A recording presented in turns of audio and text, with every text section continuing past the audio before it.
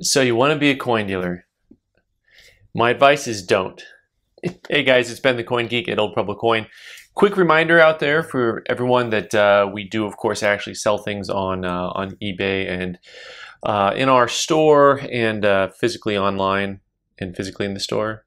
But usually in the show notes, they'll have some listings and links to those different things. Also, we have memberships, and you can look at joining the membership. There's a little Abraham Lincoln icon that'll pop up here on the screen, and you can play with that. But in the meantime, I had a customer ask me some, well, very specific and a lot of questions about wholesale versus retail. And so, Andy, this is for you, and for everyone else out there, this is a topic that I cover once in a while. And there's lots of things to kind of ruminate and think about. And I like this type of topic because it's really a little bit behind the scenes, behind the veil, the curtain for a lot of you guys who are just used to, going to your 9 to 5, and then maybe you go to your coin shop, maybe you go to shows, and you just really don't understand how wholesale works or what it is. So in this video, I'm going to try to answer some of Andy's questions, and I'm actually going to talk a lot about things that don't necessarily pertain to what his question was, because he is a guy who has a job but is also building up a inventory, mostly all PCGS coins, and he's kind of collector turning dealer, and he's working on Instagram. And so actually one of the first things we're going to talk about is the fact that he and I are actually going to be swimming in very different ponds. So although fishing is fishing, you're still catching fish.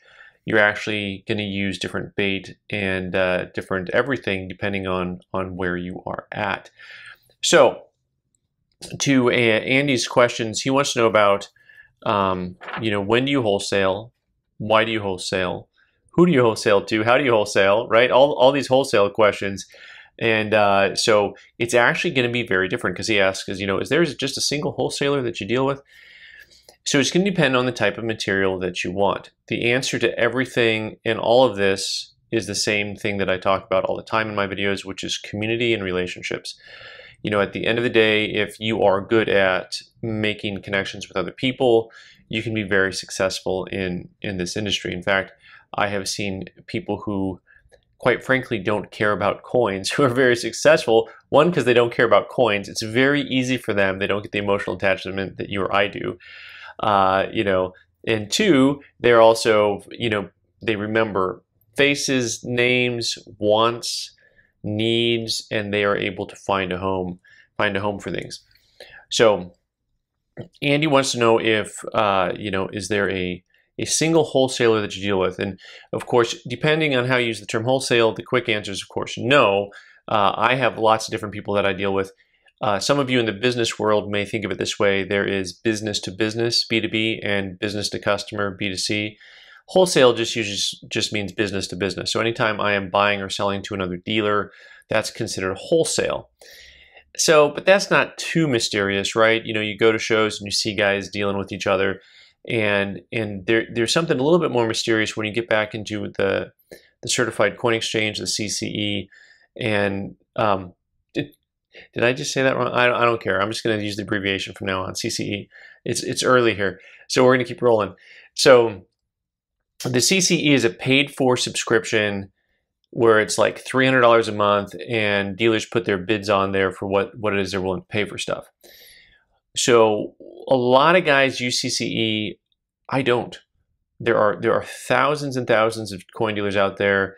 I would probably be smarter or better served by using CCE. It's been hard for me to look at that price point and say, that's really worth it, because I'm just tend to look around and say, for how my business operates, this is good. Now, but if you're going to deal mostly in just certified coins and you want to know what guys are willing to pay for things, the CCE makes a lot of sense. Maybe if you are an Instagram dealer, it may be your main or only source of overhead. You'll have other costs involved, whether you're getting coins certified or you're shipping things or bank fees or things of that nature. But, no brick and mortar, right? So maybe it is a good start for you to look at the CCE and see what guys are willing to pay for things, because it may dispel a secondary myth that you have, which is that basically I feel that the spread is pretty large on coins, and there may be some opportunities to successfully intervene. So the coin market's really funny because, depending on how you view things, people look at it and they go, man, those margins are huge, and I always say, well, that's fine and dandy unless you count actual, overhead into anything, or the cost of doing business or any of these other things. Um, you know, it used to be that it was pretty easy to buy a coin and make 10% on it, and that was just kind of the margin for lots of stuff. Now, I know for some of you, you think 10% is a huge number, but if you're tying up your money into inventory that is not something that is for you to keep, it is something for you to try to sell, you also have to have a buyer for it and be able to move it out the next day or as soon as possible, because guess what? You're buying more things. Now, once again, this is very particular to my situation because I have a storefront. And so we are constantly buying from people, from the public, people who want to get rid of things, right? Whereas if you are an Instagram dealer, you have the opportunity to just buy and sell what you want. You can be as controlled as you want and only look for things that you need, that your customer needs, that you want. So once again, fishing, two different watering holes. So the answers become a little bit different depending on how you look at these things. Now, in the business world, there are actually somewhat standardized thoughts on wholesale versus retail, which is, once again, when Andy talked about this big spread in coins, I kind of laughed because I also know in business, if you want to be able to do business with, one of these mega corporations, you're usually looking at 50, 60, 75% discounts off of your normal retail price to be able to get it to them and they sell it for you in their stores, right? So all of a sudden this 10% premium, 10% margin doesn't look all that big, and not everything's 10%. There's plenty of stuff that's 15 or 20%. There are things that are 100%, but once again, unless you're buying a bulk ton of wheat pennies, that's really just still not a moneymaker. It's a bigger margin, but it's not a moneymaker, right? So are you going to just wholesale to one person? You can make a lot of money on these coins. At the end of the day, it's finding a home for anything. So I know guys who, they pretty much traditionally have only gone to shows. They don't have a show. This is all pre-Instagram, but they knew everybody at the show. And they know that Joe over here is paying, $2,500 for MS65 Saints, and I can buy a bunch of them from Steve over there for $24.25, right? $75 a coin is what he's going to make. It's a small percentage margin-wise, but it didn't matter because he bought 10 of them. He made $75 a coin. He made $750 for walking inventory from this table to that table, right? So that's one way that guys do wholesale, who are just basically a middleman. All they're doing is finding new homes for things, right? So we'll get to caveats in a moment, but first let's go on with some of these other things that I deal with, right? So some of the things that I deal with is, if I buy huge bullion deals or large groups of silver dollars, you'd be surprised. It's very difficult sometimes. You'd be surprised that there are things that it's better to wholesale than retail generally anyways. So for example, I can sell circulated silver dollars, wholesale to a guy I know right now for like $34. And if I put them on eBay, they might sell for $30 to $34, maybe, but they might not.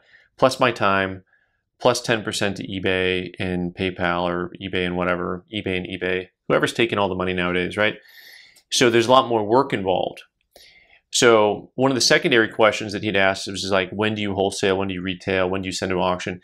And this is all just a thought process that you go through the same way that you'd go through the process of, am I going to work on my car myself? Am I going to take it to the dealership? I'm going to take it to a specialist. It depends exactly on the type of material you have. And once again, if you're an Instagram dealer, you can curtail and control your inventory a lot better than I can. But I get the whole gamut of stuff, right? So I get stuff that is absolutely, I'm wholesaling bulk coins out. And also I get stuff that, I have customers for. I have customers who have want lists for certain Morgan dollars or Peace dollars or commemoratives that they're putting together. And then I get some things in and I'm like, this is too much fun. This is something that's pretty scarce. I'm going to go ahead and put an auction, right? Now the auction stuff, I just want you to warn you now, you can see stuff that you have that's maybe a better date dollar that has a real high bid on it. You really want to track some of the auction records and see before you use gray sheet bid to understand the market on certain things. If it's a really rare date, I've had plenty of better date dollars that I've kind of got burned on because they sell so infrequently that when they go to auction, you're using one or two price points, but that was just one or two buyers. One or two buyers is not a marketplace. So a marketplace is a more along the lines of having lots of guys bidding on certain items at kind of a certain level, right? So, for example, GSA Morgan dollars. Lots of guys, lots of bids, and people keep outbidding each other right now in this market, right? Now, if you want to play wholesaler and you're like, no, bid on these things is 350. I'm going to start putting out a bid of 360. I'm going to buy all of them. That's fun, and you accumulate them, but what happens when no one else is ready to outbid you? Do you have a retail customer for those? What are you going to do with all those coins eventually, right?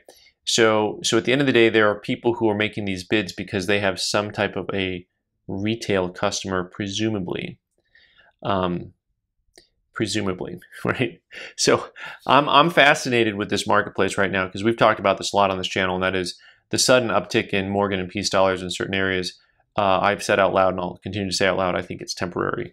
But that's just, anytime you see things change that rapidly in price, I think that it is temporary.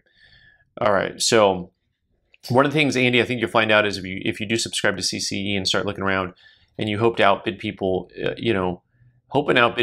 you become the top bidder for something, you better have retail customers for it. You better have retail customers for it.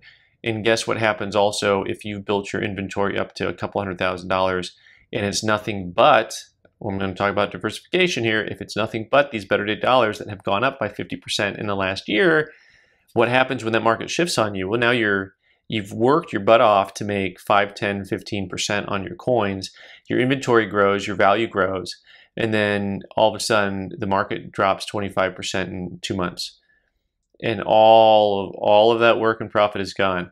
And don't think I didn't tell you, because I've seen it happen before, right? And so let's see, why and when you wholesale, why and when you auction. We talked a little bit about both those things. I'm checking some of my notes here on things that he had asked about. Yeah, we basically, to me, what we do here, I was saying, and that is that we find new homes for old things. Right, and that's just kind of how I look at things. Everything from apparently dinosaur bones sometimes to hopefully coins, right? But that's your goal at the end of the day. At the end of the day, you want to be able to find new homes for old things. The better you are at keeping track of people and what they want and coins, and just knowing, the better you can be at just doing the whole coin thing. And by the way, there's a part of me that envies the Instagram guy, because I look at it and I think I'm just doing this all wrong, because I'm seeing guys pop up who clearly are becoming very proficient in the coin market, and I've never heard of them before, and all of a sudden they're seem to be everywhere. So I think that Instagram is a great place for you non-brick and mortar guys to, honestly, maybe I'll do a whole video just on Instagram again, but Instagram, I think, is the new eBay. It's a nice crossover between having a brick and mortar or having eBay or having Etsy. It's a kind of an interesting market to keep an eye on. All right. So at the end of the day,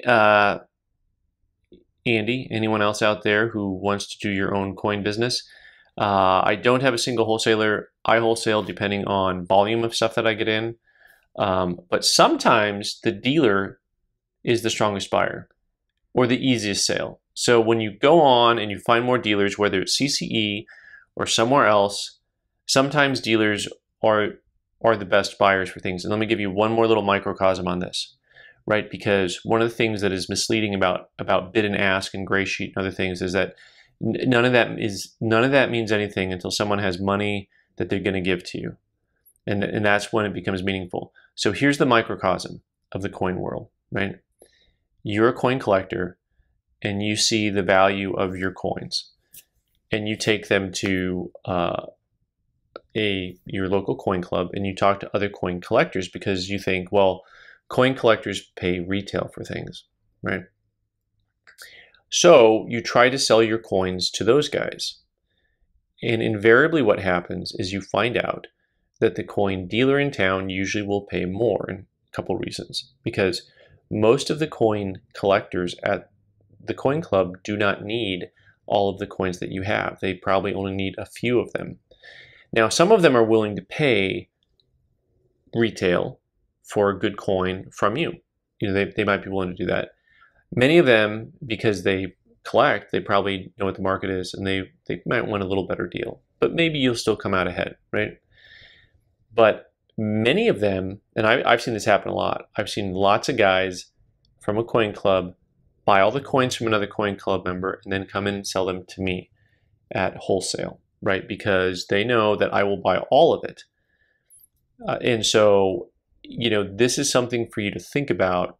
This is a microcosm of the coin world, which is to say sometimes dealers are the best bet for a larger quantity of items or for a mixture of items. Because if you specialize in one thing, you really need to be careful about the other stuff that's being offered to you, because you can be misled by what the actual wholesale and retail prices are.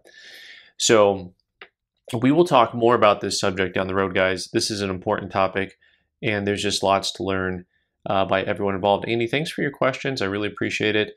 And we'll talk more. Everyone, thanks for watching. I've been the Coin Geek. You can subscribe by clicking on the button and watch more videos on the right side of the screen. Thanks.